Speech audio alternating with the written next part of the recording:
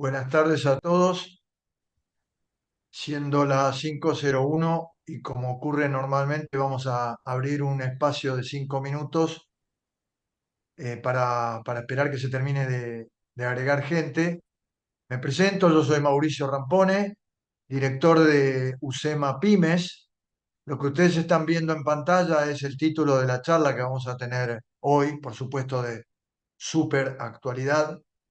Esto seguramente va a ser elevado al Congreso para su tratamiento a partir del 10 de diciembre, con lo cual es bueno que nos anticipemos a esta situación y veamos de qué se trata. También van a ver ahora en las postales de dos programas que hacemos en UCEMA Pymes. Ahí van a ver el código QR, con el cual ustedes accediendo a ese código pueden ver más información sobre esos programas. Y como les decía, vamos a esperar unos 5 minutos, 17:05, 06, esperamos. Empezamos. Como prometido, vamos a dar inicio entonces a la charla sobre la reforma tributaria. Permítanme presentar a los disertantes. Antes que eso, algunas charlas sobre la logística del webinario. La charla de Leonel y de Gastón, a quienes ahora voy a presentar, tendrá una extensión de aproximadamente 45-50 minutos y a partir de ahí vamos a abrir un espacio para preguntas. Las preguntas, por favor, envíenlas a través del chat y las vamos, o ellos las van a ir respondiendo en la medida en que las vayamos recibiendo, siempre al final de la charla. Así le podemos dar continuidad a la exposición de Leonel y de Gastón. Bueno, ya para quienes no estaban al principio, tenemos ahora 180 participantes. Mi nombre es Mauricio Rampone, junto con Mario Casasco somos los directores de UCEMA Pymes y en el marco de las actividades del Centro Pymes tenemos esta charla que, como no hace falta que se los diga, tiene una actualidad totalmente relevante. Entonces, ¿quiénes nos acompañan hoy? Leonel Zanotto, Gastón Miani. Leonel, contador público, licenciado en Administración de Empresas, tiene un posgrado en especialización en tributación en la UBA, es socio del estudio Tabaroni, Robelli, Salimi, Miani, en la práctica consultoría tributaria, asesora a empresas de diversos ramos en planificación fiscal, procesos de organización societaria, es miembro de la Asociación Argentina de Estudios Fiscales y de la International Fiscal Association, profesor en materias de orden tributario en distintas universidades de Argentina y como por suerte, diría desde la UCEMA Pymes, invitado habitual a nuestras charlas, cosa que siempre le agradecemos.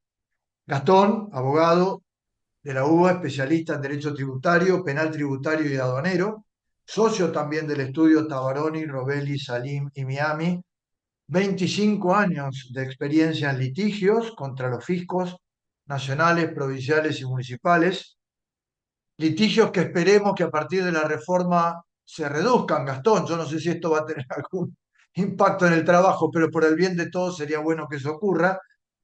Y tienen su haber importantes pronunciamientos judiciales del lado de los contribuyentes, incluso al nivel de Corte Suprema de Justicia de la Nación. Y lo mismo que dije para Leonel, un honor para nosotros en UCEMA Pyme tenerlo como disertante.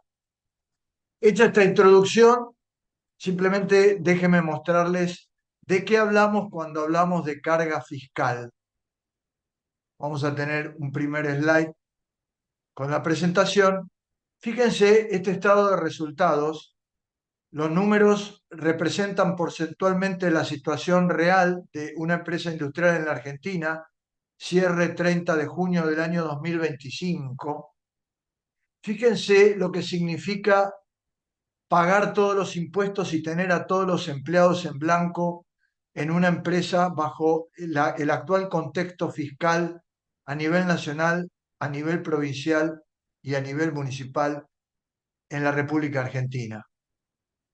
Para no perder demasiado tiempo, los números son autoexplicativos. Una compañía que tiene un resultado neto después de impuestos de 155, o sea, casi un 16% sobre ventas, paga tributos si, como les decía, cumpliese con toda la normativa vigente por, si no me equivoco en la cuenta, 1,25 veces la utilidad neta. Es decir, el empresario, el accionista de una compañía argentina tiene un socio a más del 50%, que son los fiscos nacionales, provinciales y municipales. Y si se toman un minuto y leen las notas, verán que cuando se arma este cuadro se ha sido de alguna manera prudente en cuanto a la consideración de los impuestos que aplican a esta compañía, porque la situación realmente podría ser peor. Así que, dicho esto, y los números pueden servirnos a nosotros si alguna vez quisiéramos una autoflagelación y quisiéramos ver cuánto estamos pagando de impuestos sobre los números de nuestro negocio. Es un poco la introducción a, a esta, ¿cómo llamarlo? A esta iniciativa tantas veces demorada, que hoy es eso, es una iniciativa, es una expectativa, pero que todos desde el punto de vista de la economía real estamos esperando que se concrete en cambios de leyes o en leyes nuevas. Leonel, Gastón, gracias de nuevo y adelante. Bueno, muy buenas tardes a todos, ¿cómo están? Antes que nada, agradecer nuevamente a Mauricio, Mario y a toda la gente de UCEMA Pymes. La verdad que un placer para nosotros estar acá. Aprovecho para saludar también a mi coequiper. Hola Gastón, buenas tardes. Hola Leonel, ¿cómo estás? Y me sumo a los agradecimientos, ¿sí?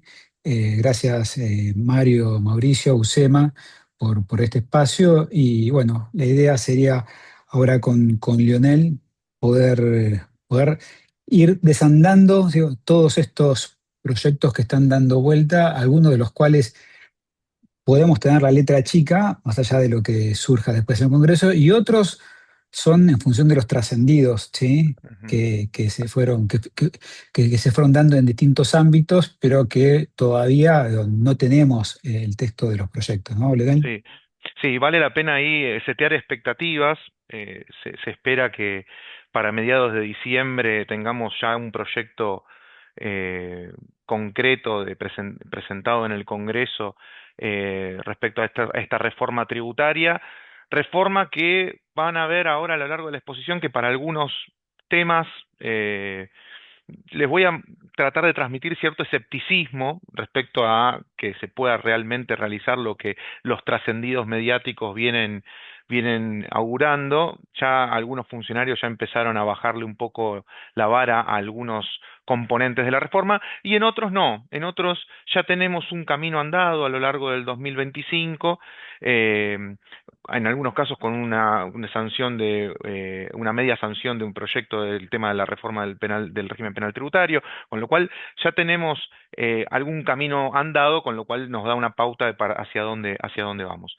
¿Cómo vamos a estructurar la charla del día de hoy? Un poco vamos a hablar un poquito para complicarnos y para un poco hacer catarsis, vamos a hacer un mini diagnóstico de cómo estamos hoy, calificativos aparte, pero seguramente vamos a hablar de problemáticas que ustedes ya saben, de cómo está hoy nuestro sistema tributario, que requiere una reforma profunda e inminente para hacer más atractivo el panorama tanto para las inversiones como para también darle previsibilidad a los contribuyentes en los negocios. Bueno, vamos a hablar un poquito de algunos datos y después nos vamos a meter particularmente en cuatro bloques que vamos a tratar de llegar con el tiempo. Vamos a hablar un poquito del impuesto al cheque, que de tanto se está hablando, el impuesto a los débitos y créditos bancarios. Vamos a hablar de la posibilidad o no, si es una misión imposible o no, sustituir al impuesto sobre los ingresos brutos, esta idea que ha ido dando vuelta del super IVA. Bueno, vamos a mencionar un poco qué se necesitaría para eso y dónde estamos parados. Vamos a hablar del impuesto a las ganancias, del régimen simplificado y qué reformas se pueden venir en este sentido. Y por último, vamos a hablar también de las modificaciones clave que se están trabajando en materia del régimen penal tributario, ¿sí? Obviamente que vamos a hacer reflexiones, consideraciones en base a como decía Gastón, en base a trascendidos y en base a un poco a lo que se está trabajando y en función, y seguramente nos quede alguna cosa en el tintero, así que bienvenidas las preguntas que nos puedan hacer llegar ahí a través del chat, ¿sí? Así que bueno, para deprimirnos un poquito y arrancar así bien pum para arriba, les traigo alguna información pública, esta información pública tanto de la Subsecretaría de Ingresos Públicos como del IARAF, el Instituto de Diagnóstico Fiscal, que acá ven la evolución de lo que es la presión tributaria medida en términos del Producto Bruto Interno. Vale aclarar que estas mediciones, que son mediciones oficiales del Ministerio de Economía, son mediciones que se basan en la que es la economía formal, porque van a ver también, si buscan, informes de otras entidades que hablan de una presión tributaria de arriba del 50%, o por ejemplo el ejemplo que hizo recién Mauricio, ¿no? Muy rápidamente, haciendo un ejemplo teórico de una pyme cualquiera con impuestos estándar. Bueno, la presión tributaria viene manteniéndose en el orden del entre el 27 y el 30%. Fíjense que teníamos un 31%, 31,5% por 2015. En el año 2024 cerramos en 27,6 puntos respecto al Producto Bruto Interno. Estamos más o menos dentro de los parámetros de la OECD. Los parámetros de la OECD están un poco en esos promedios, digamos, que se manifiestan acá. Lo cierto es que es verdad que tenemos un sistema tributario extremadamente complejo, con muchísimos vericuetos y muchísimas, eh, digamos, falta de coordinación incluso entre los distintos niveles de Estado. Sin ir más lejos, el famoso informe de IARAF que ustedes seguramente habrán escuchado, esto es del Vademecum Tributario 2025. Argentina tiene 155 tributos. Es un número que suena a mucho porque van a ver que dentro de esos tributos hay 85 ahora, que pasó del 2024 al 2025, 85 tributos a nivel municipal que muchos presentan características bastante similares, otros no, ¿sí? Pero sí es cierto que son muchos, ¿sí? Son 155 tributos. Este material después lo van a poder pedir y tener. A modo de referencia, esto es información pública, pero acá está el listado, fíjense, de los 155 tributos. Tenemos 45 a nivel nacional, otro tanto, otros 30 y pico a nivel provincial, y después tenemos todos los tributos municipales, que acá están digamos, agrupados en función de la naturaleza de cada tasa o de cada derecho que cobran los municipios, porque sabemos que tenemos más de 2000 y pico de municipios, no es que tenemos 2000 y pico de tasas distintas, pero en cuanto a la naturaleza de esas tasas se trató acá de circunscribir en este listado que armó IARAF, ¿sí? Que va actualizando todos los años, ¿no? Eh, Claramente esto es insostenible, fundamentalmente también ¿por qué? Por este gráfico que tal vez es el más importante y tal vez el más popular que se ha escuchado en este último tiempo, que es que la recaudación fundamental de nuestro sistema tributario a todo nivel, nacional, provincial y municipal, proviene principalmente en un 85% de 8 tributos. De los 155 que están ahí en ese listado, 8 son los que recaudan el 85% de la recaudación y los primeros 12 ya llegan al 94%. Los 143 restantes representan un 6% de la recaudación, ¿no? Este dato es clave, ¿sí? Porque precisamente no solamente para saber por dónde se puede ajustar primero, en pos de que no se repercuta la recaudación, sino también para simplificar, digamos, para bajar un poco la carga. Nos vamos a encontrar con muchos obstáculos, ¿sí? Obviamente el principal obstáculo, y lo vamos a ir hablando a lo largo de toda la charla, y lo habrán escuchado muchas veces, es hoy mantener el superávit fiscal, ¿sí? Claramente el principal obstáculo para bajar impuestos es mantener el ancla fiscal, que es algo que este gobierno no va a ceder, lo cual es saludable desde el punto de vista macroeconómico, no se va a ceder esa batalla ganada por ahora, con lo cual de algún lado hay que financiar esto y obviamente que habrá que ver de qué manera se logra. Pero esta foto es contundente, ¿sí? Y quiero avanzar y detenerme también un cachito en este gráfico, porque derivado del gráfico anterior, ¿cuáles son los candidatos? ¿Cuáles son los nominados, vamos a decirlo así, a eliminarse o a reducirse o a tratar de modificarse? Bueno, estos son los más distorsivos, de acuerdo al IARAF, ¿sí? Y fíjense lo que representan, ¿sí? Derechos de exportación, claramente si yo necesito dólares me estoy tirando un tiro en el pie si grabo las exportaciones. El famoso impuesto al cheque, el impuesto a los débitos y créditos bancarios, que claramente es un desincentivo a la formalización de la economía, pero muy fácil de recaudar. Ahora vamos a hablar de eso. Ingresos brutos, ¿sí? Sellos y las tasas municipales. Este convito de 5 tributos representan casi un 8% del PBI, ¿sí? Casi un 8%. Y el ajuste que tuvimos en el último tiempo representaron 5 puntos del PBI en el gasto. Con lo cual, fíjense si digo, para matizar y setear expectativas, ¿no? De hacia dónde vamos en esta primera fase, tal vez, de la reforma y hacia dónde tendríamos que ir para eliminar ciertos impuestos que son sumamente distorsivos en la economía y algunos de ellos que solamente los tenemos nosotros y algunos países de África, como pueden ser los impuestos, el impuesto a los ingresos brutos, que son impuestos a la venta bruta, que prácticamente no existe a nivel mundial, ¿sí? Salvo ahora en servicios digitales que se está poniendo algún servicio, algún impuesto parecido en Europa, la realidad es que ingresos brutos es un impuesto absolutamente distorsivo y que es uno de los caballitos de batalla de las provincias.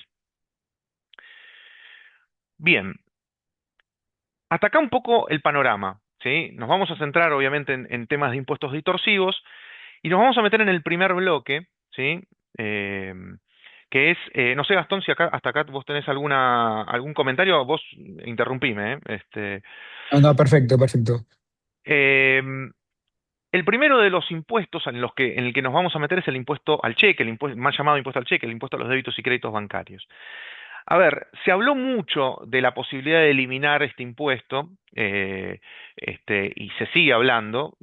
Todos estamos de acuerdo en que es un impuesto que atenta contra la formalización de la economía, que promueve la informalidad, que su ampliación a las billeteras virtuales, bueno, fue muy a los tumbos, y que en particular hay una gran falta de claridad en la normativa que ha sido sumamente emparchada desde el año 2001 a esta parte a través de sucesivas modificaciones en decretos. Recordemos algo muy importante.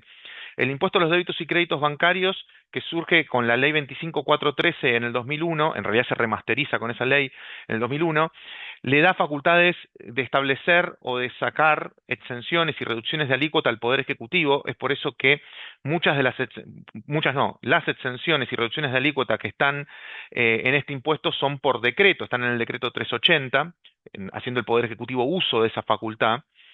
Y con lo cual, atentos con esto, porque esto es un impuesto, ¿qué quiero decir con esto? No es un impuesto que requiera demasiado consenso, siempre que estamos hablando de este consenso en la legislación, es cierto que ciertas modificaciones podrían depender solo del Poder Ejecutivo.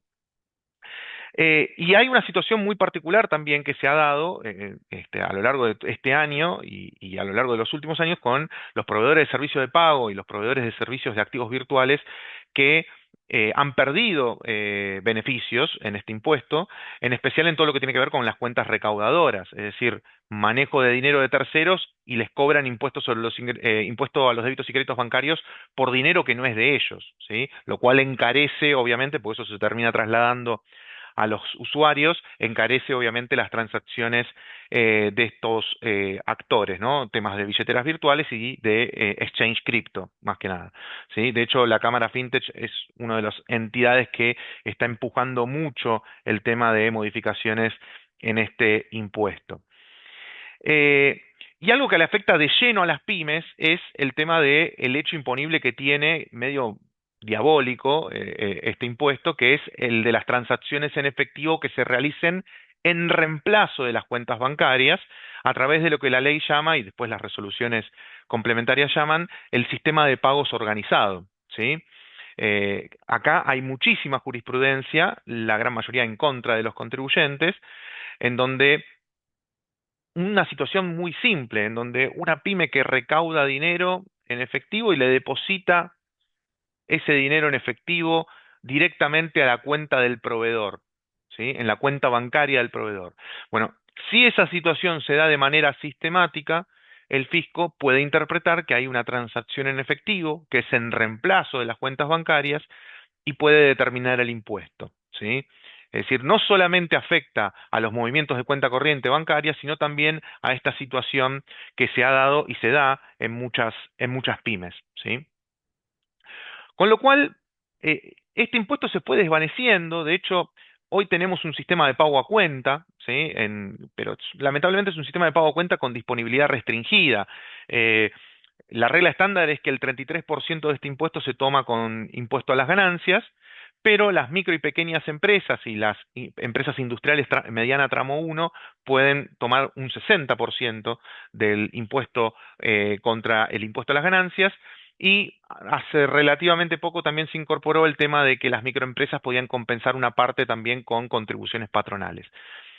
Claramente ese beneficio que se fue adaptando y se fue incorporando, de hecho en el RIGI van a encontrar también las empresas grandes tienen como beneficio tomar el 100% de este impuesto contra el impuesto a las ganancias. Creería que posibles modificaciones en este impuesto van hacia ese camino, ¿sí? Esto es opinión personal mía.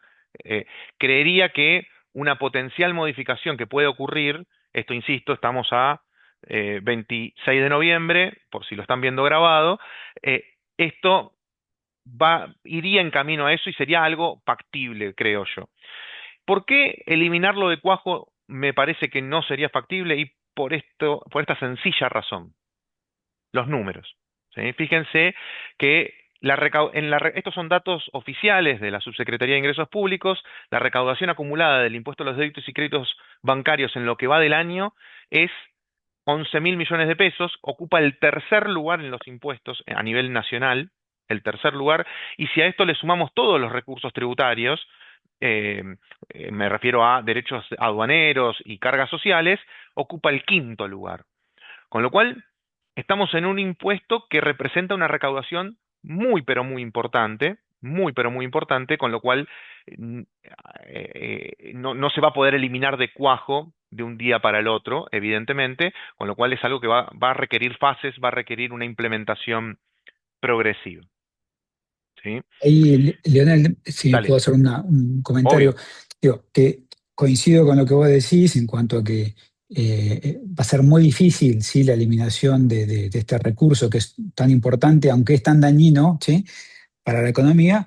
Y hoy, como decía Leonel, hay un gran conflicto con las billeteras virtuales, especialmente por este tema que mencionó de que hay esta discrepancia, ¿sí? En cuanto al alcance de la exención, que más allá porque estas regulaciones que tiene el impuesto a los débitos y créditos, al no estar en una ley, sino que es una sucesión de decretos y resoluciones, es de muy difícil interpretación. El gran problema que están teniendo estas empresas es que el fisco pretende aplicar de manera retroactiva, ¿sí? Esta interpretación con respecto a la exención para las que son las billeteras virtuales. Entonces, hoy hay en el mercado, sí, existe esta bomba de tiempo, que es que si el fisco insiste en aplicar de manera retroactiva para atrás esta interpretación sobre la limitación a la exención, eh, estas empresas van a enfrentar un gran problema, ¿no? Entonces, Ujú. veremos cómo se resuelve esa cuestión que es muy puntual, muy específica de ese sector de la economía, pero este es un impuesto realmente que todos coincidimos y todos los sectores coinciden que afecta muchísimo a la actividad comercial y productiva. Pero indudablemente en la recaudación tiene un peso específico muy difícil de eliminarlo con otro recurso, ¿no? Totalmente. A ver, Impuesto País en algún momento también estuvo en los primeros puestos de esta tabla. Eh, no es imposible eliminarlo, ese es el ápice de esperanza que podemos dar acá. No es imposible, pero va a requerir de un trabajo importante ya sea de financiación de ese ingreso tributario que se deja de recaudar. Eh, el otro tema que es bastante álgido, y nos metemos en ingresos brutos, ¿sí? El tema de la tributación provincial, por un momento, Creo que todos los problemas que están vinculados con el impuesto sobre los ingresos brutos son archimega conocidos por todos los que estamos acá, ¿sí? Por todos los que nos escuchan. Hay un gran problema en la asignación de ingresos y gastos aplicando normas del convenio multilateral, un convenio, una norma que es del año 1977 y que se sigue aplicando con una batería enorme de interpretaciones generales y particulares que nos ayudan un poco a ayornarla a los tiempos que corren, pero la realidad es que no es suficiente. Hay una excesiva proliferación de regímenes de recaudación, es decir, el Estado tiene una deficiencia en la recaudación y designa a los propios contribuyentes a recaudar a cuenta, con lo cual hay una carga enorme administrativa en los agentes de retención y de percepción del impuesto. Eh, y esto genera, lógicamente, que si todos nos recaudamos entre todos, el Estado termina recaudando un valor de impuesto muy superior a lo que dice la propia ley. Es decir, si uno calcula ahora les voy a mostrar un dato, las alícuotas efectivas del impuesto que tributa una empresa son superiores a las alícuotas nominales que se establecen en la ley, porque hay constantes saldos a favor, es decir, constantemente yo le pago de más al fisco con la particularidad de que si me quiero embarcar en un proceso de devolución es prácticamente de imposible, casi nula posibilidad de recuperación, digamos, ese saldo a favor, con lo cual estamos en algunas zonas de Argentina en presencia de verdaderos infiernos fiscales, digamos, ¿no? Hay algunas provincias que seguramente se le estarán viniendo a la cabeza a algunos de ustedes, que son verdaderos infiernos fiscales, ¿sí? Y prueba de ello son los datos, ¿sí? Acá les traje algunos datos de una encuesta que suele hacer la Unión Industrial Argentina. Obviamente que la información está muy sesgada a por ahí el sector industrial, pero fíjense el nivel de saldos a favor y la distribución geográfica de los saldos a favor, por lo menos de la muestra que tomó la UIA en este último año. Esto es al 31 de marzo de este año, pero se está haciendo ahora la encuesta actualizada. Misiones lidera el ranking, ¿sí? Digamos, de saldo a favor, de empresas que tienen saldo a favor en Misiones, es la provincia más agresiva respecto a eso, y le siguen provincia de Buenos Aires, ciudad de Buenos Aires, y después en un orden un poco más bajo, Mendoza, Córdoba, que la veo por allá, pero Misiones es claramente una de las provincias más problemáticas, que si bien ha bajado un poco su participación en los saldos a favor, sigue siendo muy, pero muy importante. De hecho, por ahí escucharon hablar de la causa de establecimiento de las Marías, que ahora la Corte tendrá que definir en ese caso qué es lo que va a suceder, y en la causa, en la demanda, la empresa hizo el cálculo de cuánto representaba el saldo a favor que tenía en la provincia respecto a la actividad, proyectando la actividad para adelante, en cuánto tiempo tardaría la empresa en consumir ese saldo a favor, y le dio más de 300 años. ¿Sí? Le dio que el saldo a favor representaba un 30.000% de lo que es la asignación de base a Misiones, una situación absolutamente ridícula, ¿no? Eh, con lo cual, bueno, veremos ahora qué dictamina ahí la Corte en esa causa. Pero, en definitiva, esto es lo que les mostraba recién, las alícuotas promedio a nivel industria y a nivel total muestra, que no solamente abarca empresas industriales, es muy superior, producto de los saldos a favor, de las retenciones, percepciones y pagos a cuenta, a las alícuotas promedio que establecen las normas, ¿sí? Que establecen las propias leyes provinciales, ¿sí? Y estamos en una situación de una brecha muy, pero muy importante. De hecho, toda la información que ustedes van a ver de recaudación a nivel provincial y nacional, que es pública, obviamente, la pueden consultar, se basa en el percibido, se basa en, en información de lo que cobraron, ya sea vía regímenes de recaudación o vía declaraciones juradas, pero en ningún momento tenemos, por lo menos yo, por lo menos no encontré información oficial de cuánto le debe el Estado a los contribuyentes. ¿Sí? Es decir, ¿cuánto es el saldo a favor total? Esto es una encuesta, ¿no? Pero de un grupo reducido de empresas. Significativo, pero reducido. Evidentemente, en los datos de recaudación también hay una deuda ahí muy importante del Estado para con los contribuyentes. Entonces, acá aparece la discusión del famoso superiva. Eh, a ver, es una discusión que tiene, desde mi punto de vista, no sé, Gastón, vos qué opinás, pero muchas aristas desde el punto de vista legal, porque por un lado va a requerir un consenso enorme entre nación, provincias, y también van a jugar un papel también ahí en el medio de los municipios, porque los municipios también van a jugar ahí, eh, requiere un consenso enorme y requiere ciertas modificaciones a normas clave de nuestro sistema tributario. Por empezar, la ley de coparticipación federal, ¿sí? Que establece en su artículo 9 lo que se llama la prohibición de analogía, que es que las provincias tienen prohibido establecer gravámenes análogos a los coparticipables nacionales. Pero hay excepciones a esa prohibición de analogía, por ejemplo, en el impuesto sobre los ingresos brutos, con lo cual las pautas uniformadoras clave que dice la ley de coparticipación para ingresos brutos deberían modificarse y eventualmente ahí establecer cómo se va a distribuir ya no las bases imponibles de un impuesto, sino cómo se van a distribuir las distintas alícuotas subnacionales del IVA en función de cómo se den las operaciones a nivel intrafederal. Sí, recordemos, Leonel, que desde la reforma constitucional del año 94, sí, la propia reforma constitucional ordenó, ¿sí? La sanción de una nueva ley de coparticipación.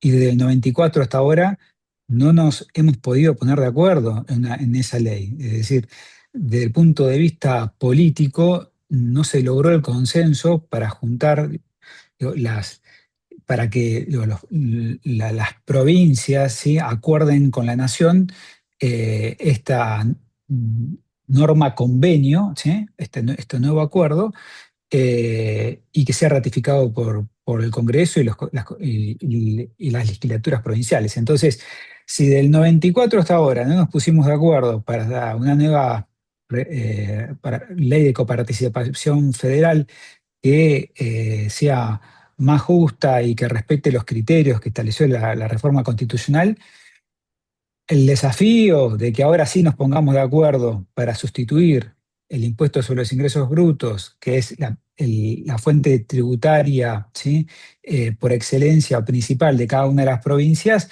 va a ser una tarea ardua, ¿no? Totalmente. Si se logra, realmente va a ser algo importante. A ver, hay dos antecedentes que quiero destacar de esto que dice Gastón. Primero, tuvimos varios pactos fiscales a lo largo de este último tiempo. El último fue en el 2017, que después se fue manchando con sucesivas modificaciones.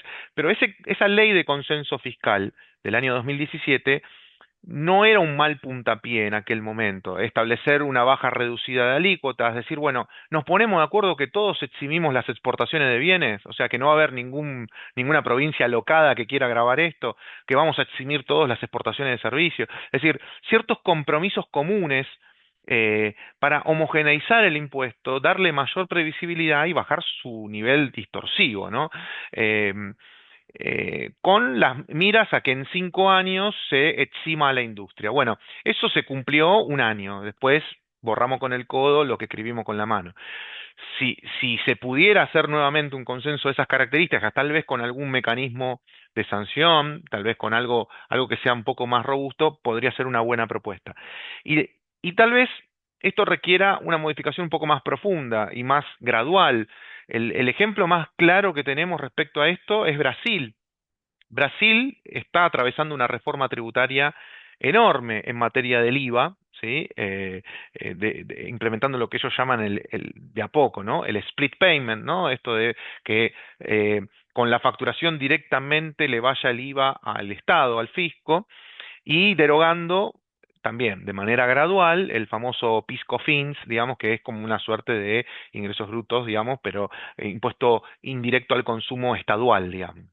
Eh, es decir, tener un IVA nacional, un IVA federal y un IVA estadual. Bueno, esto está planificado en una reforma que comenzó con una reforma constitucional y después en un plan de implementación de 7, 8 años, con lo cual estamos hablando de un proceso complejo, muy complejo, en especial si le metemos el entramado de tasas municipales que tenemos, eh, en donde, bueno, la Corte de alguna manera en una de las sentencias en eso, que fue la que hubo una audiencia pública y demás, de alguna manera ratificó la posibilidad de que los municipios pudieran cobrar tasas retributivas de servicios, pero calculadas en base a los ingresos de las empresas.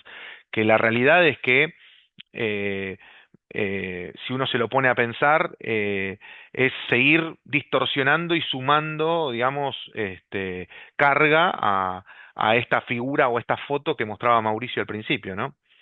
Em, con lo cual, bueno, acá creo que el desafío es muy grande y, y permítanme ser, no sé, Gastón, vos qué opinás, pero ya me imagino tu opinión, permítanme ser un poquito escéptico respecto a esta propuesta, ¿no? O a esto que fue saliendo en el último tiempo en los medios. Eh, bien, el otro tema que les queríamos traer es tema impuesto a las ganancias, ¿sí? En impuesto a las ganancias, acá ya hemos recorrido algún camino, ¿sí? Y de modificaciones a lo largo de este año, más allá de que este gobierno con la ley de medidas fiscales y de la 27743, la que sacó junto con el blanqueo, modifica el impuesto a las ganancias y deroga el Frankenstein que había quedado de impuesto cedular en lo que es la cuarta categoría, y vuelve a un esquema más simple, por así decirlo, más clásico para lo que son los empleados. Lo cierto es que se está promoviendo para este periodo fiscal 2025, que vence en el 2026, la presentación de una declaración jurada simplificada del impuesto a las ganancias, eh, y esto todo a raíz de modificaciones que han ido surgiendo en este año. Fíjense, allá por el mes de mayo, el decreto 353, que de alguna manera impulsa la declaración jurada simplificada de impuestos a las ganancias, junto con otras medidas de simplificación en cuanto a regímenes de información. Bueno, se subieron ciertos umbrales tanto de ARCA como de WIFI y de Banco Central a los efectos de informar determinadas operaciones en regímenes informativos y demás, que estaban todas bajo el paraguas de una idea que planteó el gobierno allá por el mes de mayo, que es el proyecto de ley de inocencia fiscal, ¿sí?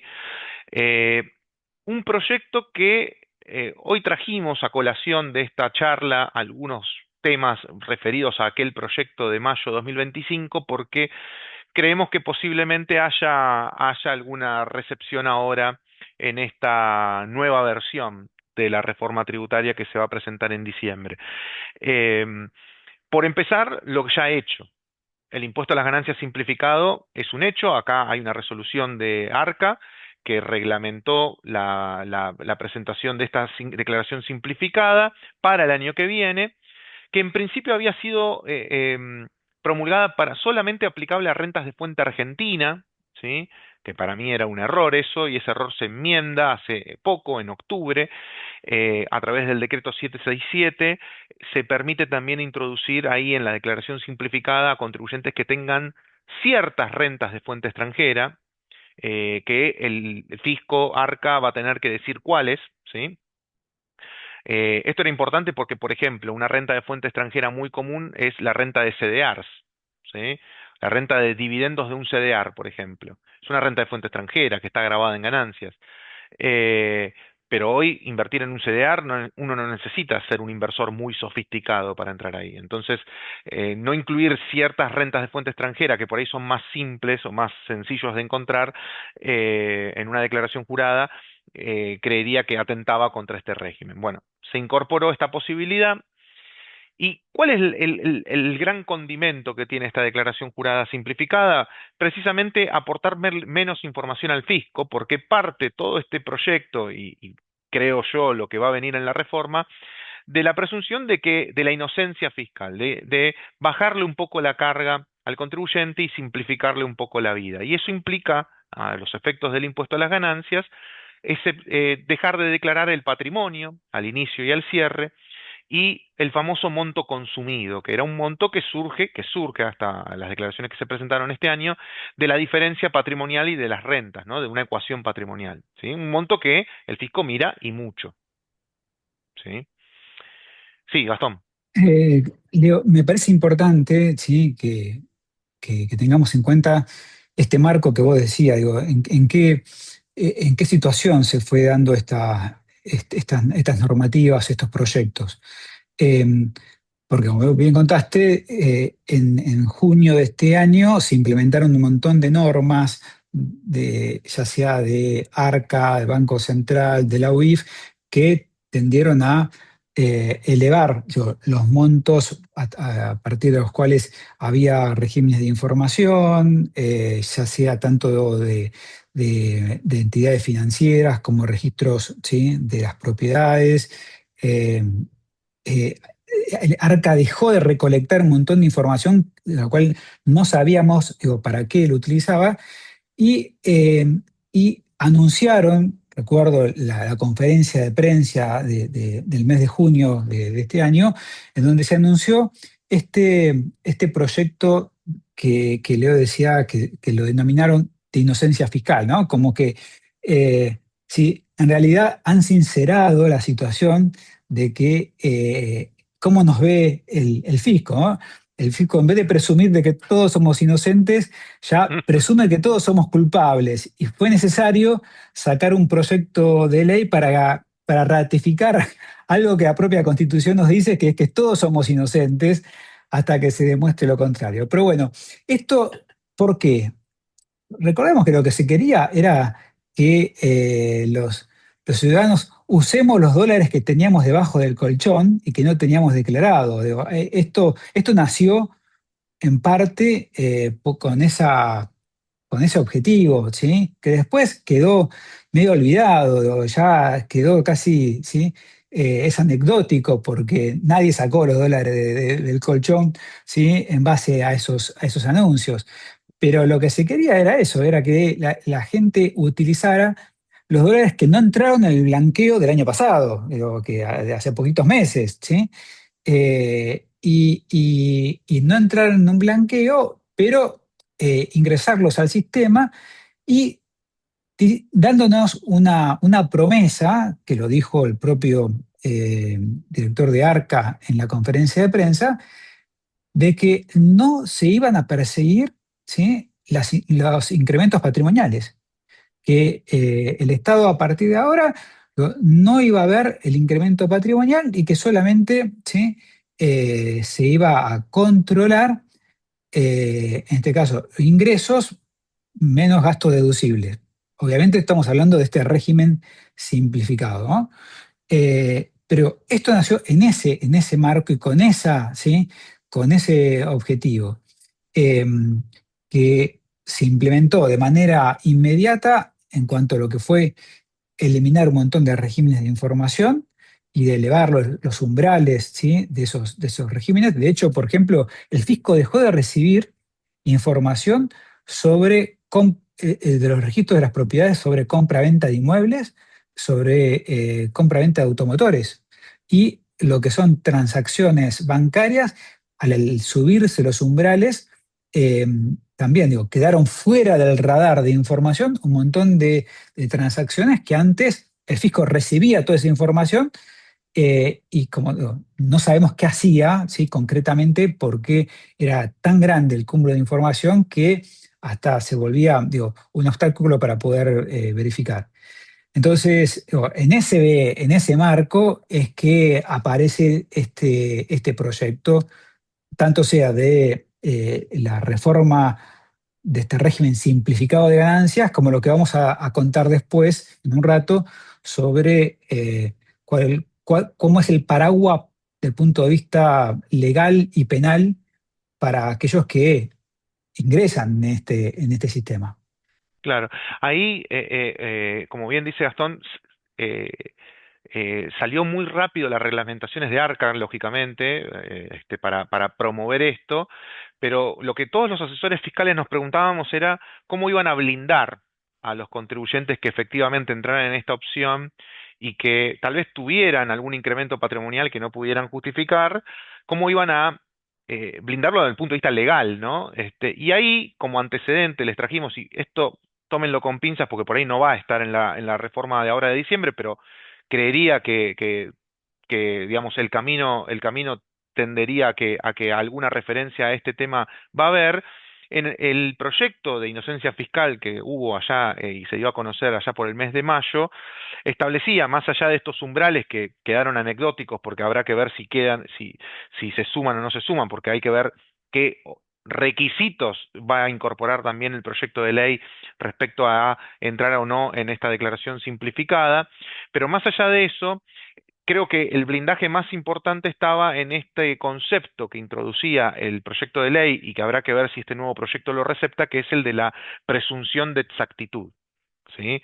Esto de decir, yo presumo sin admitir prueba en contrario la exactitud de las declaraciones juradas, yo, Estado, ¿no? La exactitud de las declaraciones juradas presentadas tanto de IVA como de ganancias, afectaba también al IVA en el proyecto, excepto que exista una discrepancia significativa. ¿Sí? ¿Y qué es discrepancia significativa? Bueno, aquel texto de mayo de 2025 del proyecto, insisto, esto no es definitivo, lo quiero aclarar varias veces, hablaba de diferencias de un 15% de saldo a favor o quebrantos, o de saldo a ingresar, diferencias de impuestos según umbrales de la ley penal, diferencias sin límite para el tema de utilización de facturas apócrifas, pero que de alguna manera buscaban, salvando estos casos que acabamos de mencionar, que serían discrepancias significativas, de alguna manera trataban de ponerle un límite a dónde el fisco tenía que buscar y a dónde el fisco podía hacer, mirar para el costado, mirar para otro lado, digamos, ¿no? Eh, y esto condimentado con dos conceptos más. Uno, que la realidad es que ya está establecido en doctrina de la Corte y en un montón de fallos, que es el tema del efecto liberatorio del pago, solo que acá el proyecto de ley de alguna manera reforzaba ese concepto, que básicamente implica que aquel que paga un impuesto se libera de la obligación de que el Estado venga y le reclame por ese impuesto que ya pagó, digamos, eso sería, que es medio una obviedad, pero bueno, estaba allí aclarado en el proyecto y que también fue muy trabajado y tratado por algunas sentencias de la Corte. Y otro concepto que es fundamental, que es el tema de la prescripción.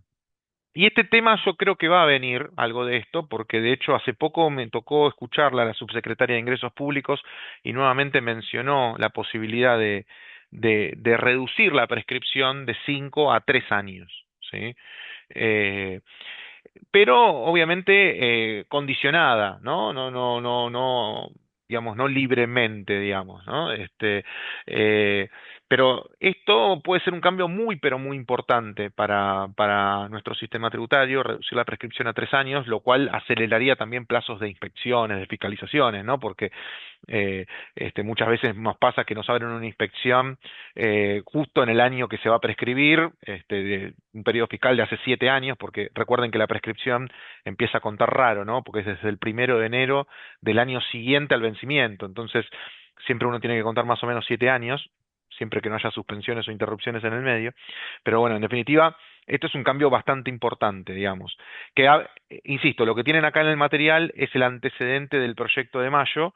Habrá que ver cómo se recepta esto en el proyecto nuevo, pero creería que algo de esto va a haber, ¿sí? Sí, pero ahí, a ver, sería de 3 años lo que dice el proyecto en la medida de que estén presentadas las declaraciones juradas y también no haya una diferencia significativa. No define lo que es una diferencia significativa a diferencia de lo que pasa en el capítulo del régimen simplificado de que hablaba de este 15%. Pero bueno, en la medida que el contribuyente presente sus declaraciones juradas y estas declaraciones no sean impugnadas, aparentemente se reduciría a 3 años, ¿sí?, el plazo de prescripción. Y algo muy importante, que es que este plazo de prescripción también, ¿sí?, afectaría a las provincias, ¿no? Nosotros Claro, estamos también ya, son muchos años de litigar contra las provincias porque cada provincia establece su propio plazo de prescripción. La mayoría hablan de plazo de prescripción de 10 años. Esto hizo que muchos litigios lleguen hasta la Corte y que la Corte diga las provincias no pueden establecer plazos de prescripción distintos que los que están en el Código Civil, ¿no? Eso fue un fallo muy importante de la Corte, el fallo Filcrosa. A partir de ahí es como que empezó a haber cierta uniformidad, ¿sí? En los plazos de prescripción, por lo menos desde el punto de vista de la jurisprudencia, pero todavía hay muchas provincias rebeldes que no acatan este criterio, y esto se sumó a que en el 2015, cuando se reformó el Código Civil y Comercial, se le dio la posibilidad que cada provincia regule su propio plazo de prescripción. Entonces, digo, volvimos un poco a foja cero con este criterio de que a veces nos encontramos con reclamos por ingresos brutos, por impuesto de sellos, de reclamos que tienen, ¿sí?, mucho más de 5 años. Entonces, esto ayudaría a reducir la contingencia, ya sea del punto de vista, digo, de temas de impuestos nacionales como también de los impuestos locales. Bien, avanzamos un poquito. Solo un último comentario respecto a ganancias simplificado. A ver, creo que la intención del gobierno en este borrador de reforma que están trabajando va a ser reducir el gap que hay entre el monotributo y los contribuyentes del régimen general, y que de alguna manera se está pensando que este régimen pueda ser una especie de puente. Ya hemos tenido a lo largo de la historia eh, regímenes de transición del monotributo, regímenes de promoción específicos que daban beneficios a aquellos monotributistas que se excluían del régimen simplificado y que pasaban al régimen general para alivianar un poco su primer año en el régimen. Hemos tenido antecedentes de ese estilo. Eh, se está hablando mucho del tema del monotributo, ya el gobierno ha salido a desmentir algunas declaraciones de algunos funcionarios, pero la realidad es que es un régimen que sabemos todos los problemas que tiene, que muchas veces fomenta informalidad, que fomenta el trabajo, el famoso trabajo en gris, digamos, o parcialmente registrado, pero que una eliminación podría repercutir de manera muy negativa en todo el sector pyme, ¿no? Con lo cual, eh, naturalmente, el monotributo yo creería que es un régimen que se va a quedar y que posiblemente se complemente con alguna transición que, que se esté trabajando, ¿sí?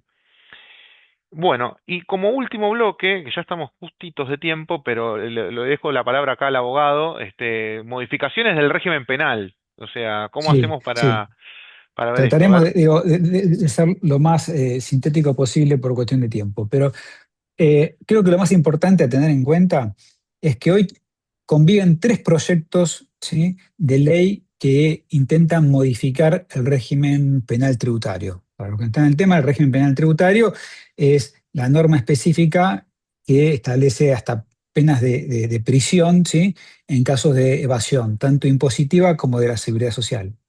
Hoy tenemos una ley que es del año 2017 que tiene un gran problema, que es que establece montos mínimos a partir de los cuales se considera que hay evasión, que han quedado totalmente desactualizados.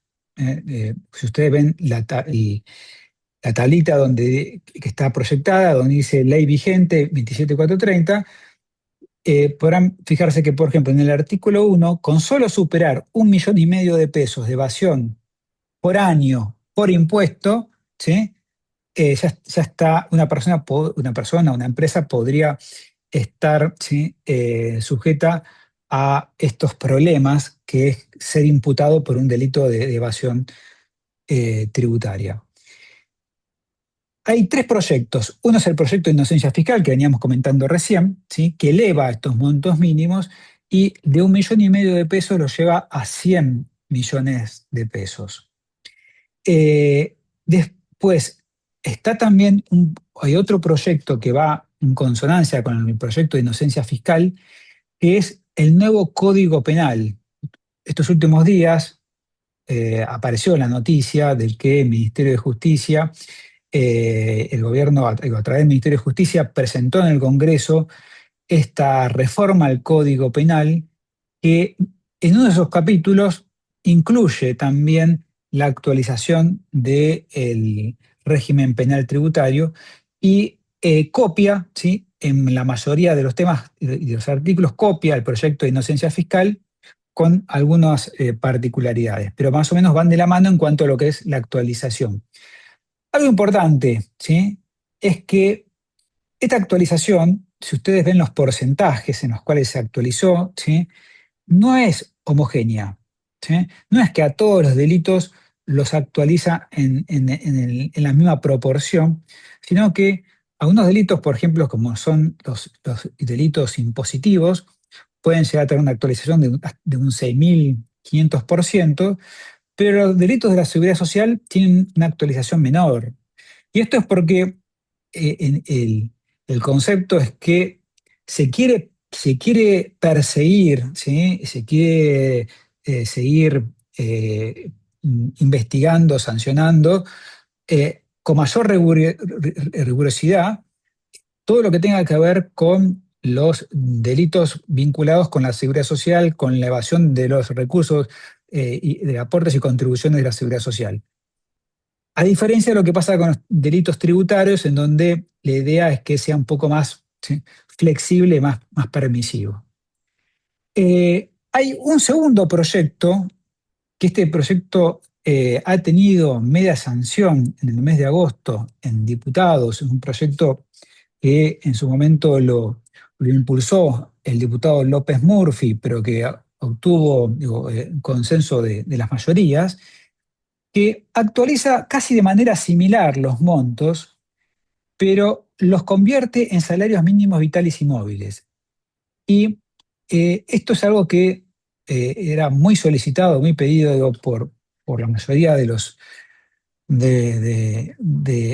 sectores, tanto del sector empresarial como también del sector judicial, porque eh, con nuestra historia, ¿sí?, en materia de valorización de nuestra moneda, lo que hoy se actualiza, dentro de unos años otra vez vuelve a ser un piso demasiado bajo, como pasó con ese 1,5 millones de pesos del año 2017, que representaba casi $100.000.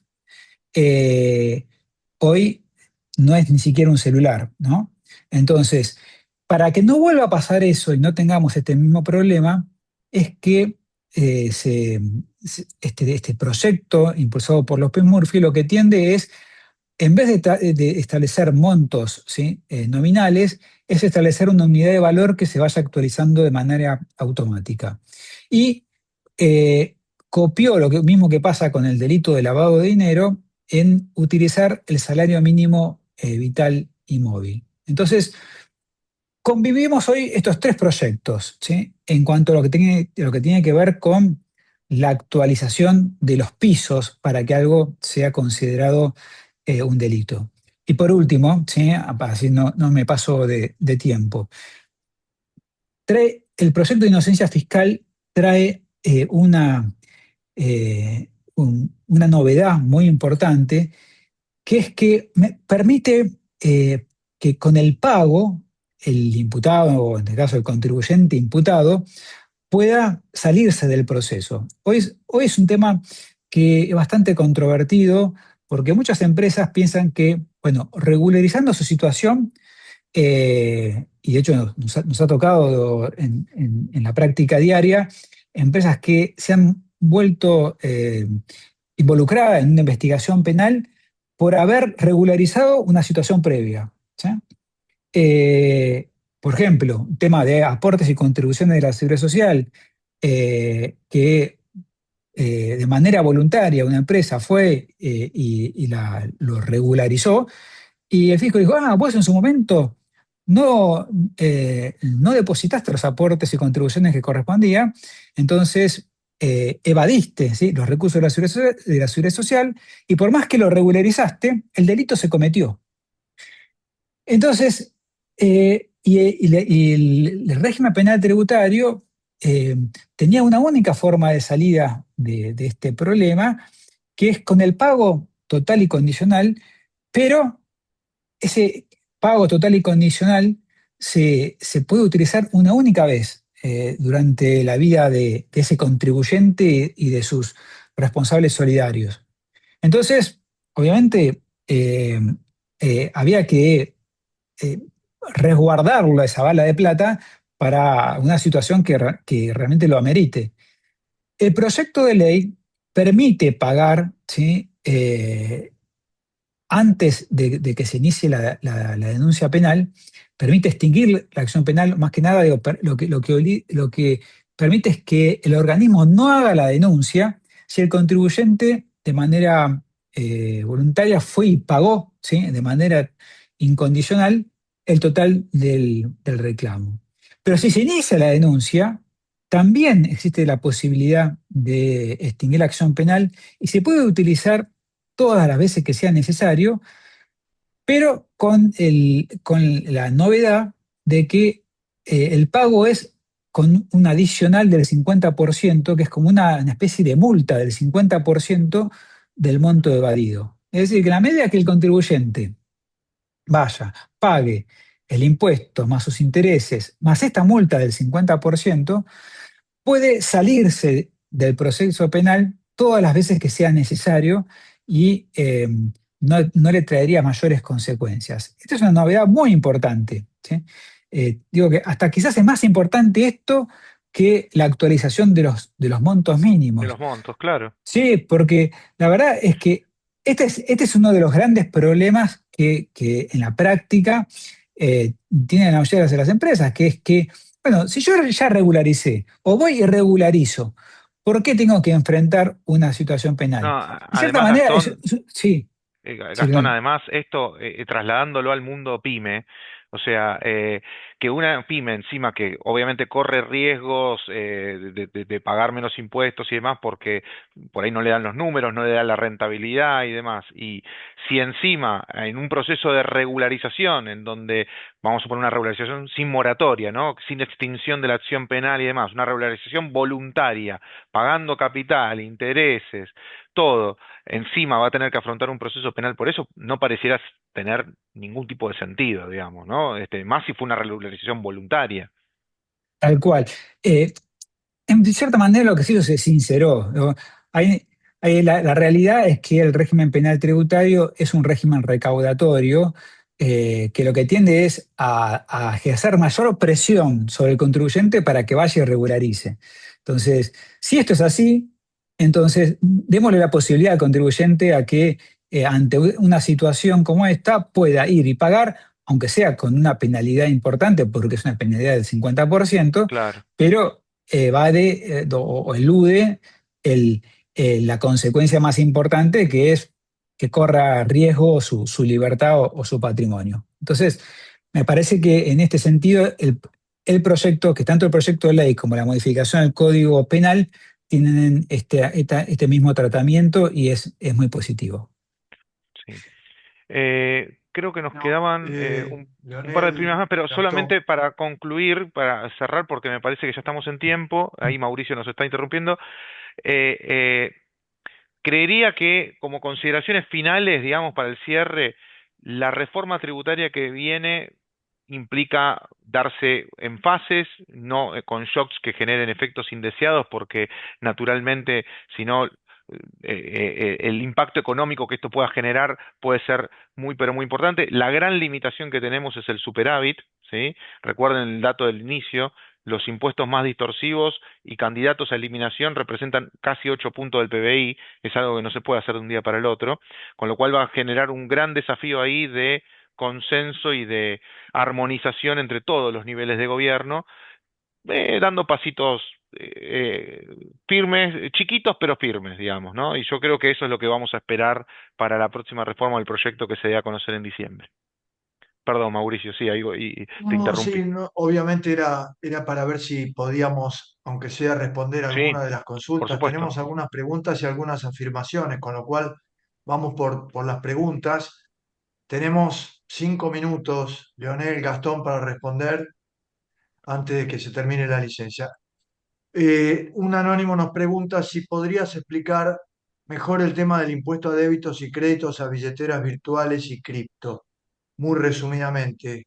A ver, muy resumidamente, tanto las billeteras y las exchange cuando recaudan pesos, lo depositan en una cuenta recaudadora que tiene la plata de todos los usuarios, ¿sí? Detrás de lo que ustedes ven en la aplicación, como tantos pesos que tengo en la billetera, hay una CB larga U, que es una cuenta recaudadora. Esa cuenta recaudadora venía teniendo exenciones y reducciones de alícuota del impuesto al cheque, porque precisamente al exchange no le podían cobrar, no tenía sentido que le cobran al exchange débitos y créditos sobre dinero que no es propio. ¿Se entiende? Ahora, esas extensiones se han caído, están todas caídas durante este año, el fisco opina que no corresponden. eh, Hay un dictamen de la Dirección Nacional de Impuestos, de hecho, que fortalece esa postura y evidentemente eso repercute en un mayor costo para los usuarios, porque las exchanges obviamente eso después lo trasladan vía comisión. ¿Sí? Ese es el problema que está habiendo hoy en el sector cripto. Y particularmente también en algunos proveedores de servicio de pago, algunas billeteras, porque no están teniendo muchas dificultades para tramitar las exenciones en el impuesto. Martín nos pregunta si a raíz de los slides que mostraste, Leonel, si el ARAF es consultado a nivel gubernamental sobre la incidencia de los impuestos y el proyecto de modificación del régimen tributario. Entiendo que sí, Gastón, no sé vos qué opinás, pero sí, a ver, IARAF es un organismo muy, pero muy reconocido. De hecho, su director ha expuesto en distintos foros y en distintas cámaras, con lo cual entiendo que sí. De hecho, ellos se basan todo en información oficial. Sí, No sé. sin duda que es información que recibe el gobierno, eh, porque es de público conocimiento y todos los trabajos en general se basan sobre estos informes. Y consultan si un consorcio, siendo una persona jurídica sin fines de lucro, si hay algún cambio esperado respecto a el pago al impuesto al cheque que hoy están grabados. A ver, yo soy medio escéptico, lo dije al principio, con las modificaciones del impuesto de débito y créditos, un impuesto que está en el top 3 o top 5 si ves todos los recursos tributarios, no esperaría grandes modificaciones en el corto plazo, posiblemente por ahí alguna ampliación de pago a cuenta, pero eh, no esperaría grandes modificaciones. Sí.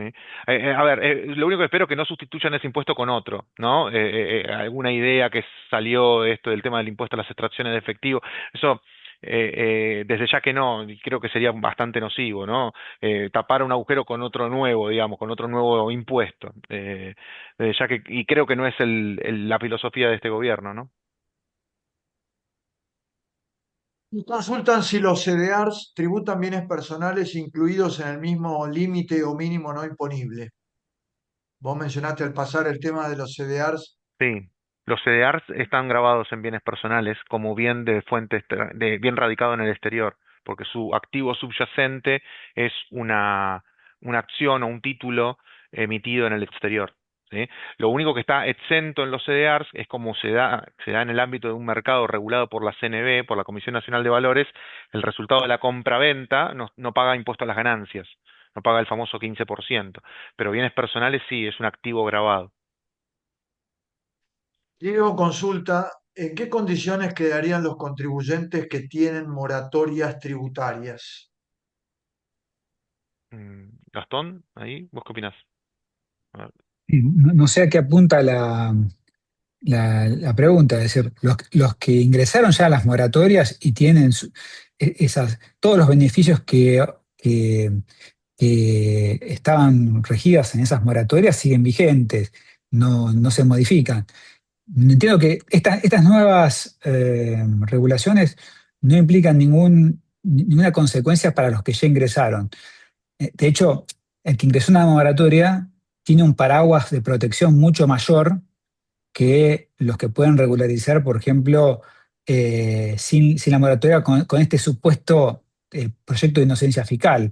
Por ejemplo, aquel que quiere sacar los dólares de colchón confiando en la promesa del gobierno de que no va a ser perseguido y entra al régimen de ganancia simplificada porque no le van a hacer una investigación sobre su incremento patrimonial, yo creo que si tengo que comparar entre las dos situaciones, prefiero el que ingresó en la moratoria o blanqueo, porque ahí obviamente una garantía expresa, ¿sí? De que lo que blanqueó o regularizó tiene extinción de la acción penal, ¿sí? No tiene consecuencia desde el punto de vista tributario más allá de lo que regularizó. Por eso, el que ingresó a los blanqueos y moratoria continúa con los propios beneficios del régimen. El tema es los que no ingresaron, ¿sí? Claro. Al blanqueo moratoria y que, bueno, tienen que confiar en este nuevo régimen que es a ver, si sale la ley, estamos mucho mejor, ¿sí? Si sale la ley de inocencia fiscal, hay mayores garantías, pero ¿qué pasa con los que no ingresan, por ejemplo, al régimen de ganancias simplificadas? Porque a ellos tienen que seguir declarando como hasta ahora y no va a regir esta limitación de no investigar, ¿sí? Los incrementos patrimoniales. Entonces, nada, es un tema creo que bastante ahí gris, ¿sí? Sobre cuáles son las garantías que tienen quienes ingresan o regularizan, ¿sí? Activos bajo este sistema. Y la última, muchachos, les pido una respuesta dentro de la licencia que nos queda un minuto. Si hay previstas modificaciones en bienes personales, particularmente entiendo se refiere a alícuotas que ahora están unificadas para bienes en el exterior o Argentina. Ya hubo una modificación muy importante de reducción progresiva de alícuotas. Es un impuesto que tiende a desaparecer. En el 2027 su alícuota unificada va a ser del 0,5% para todos los contribuyentes, con lo cual bienes personales va a tender a desaparecer. Creo que fue una muy buena medida del gobierno esto del régimen especial de ingreso. Muchos contribuyentes entraron ahí para olvidarse de las presentaciones de bienes personales, de los anticipos, de todo lo que hay que pagar. Con lo cual, por ahora se queda, pero la verdad que lo han ido desvaneciendo, porque con esta baja progresiva de alícuotas se está desvaneciendo y de hecho no representa casi nada de la recaudación. ¿Sí? Tiene un porcentaje muy bajito. Perfecto, muchas gracias, Leonel, muchas gracias, Gastón. Ahí a los asistentes están viendo las direcciones de correo de ambos, por si alguna otra consulta les quedó en el tintero. Van a estar recibiendo la presentación. Gracias de nuevo a Tabarón y Robelli, Salim y Miani, y desde UCEMA Pymes, gracias a todos por acompañarnos. Chao, muchas Bueno, muchísimas gracias. gracias. Muchísimas Muchas gracias. gracias, Gracias. muchas Chao, gracias, chao. Gastón y Leonel. Muchas gracias a Gracias. todos. Nos vemos.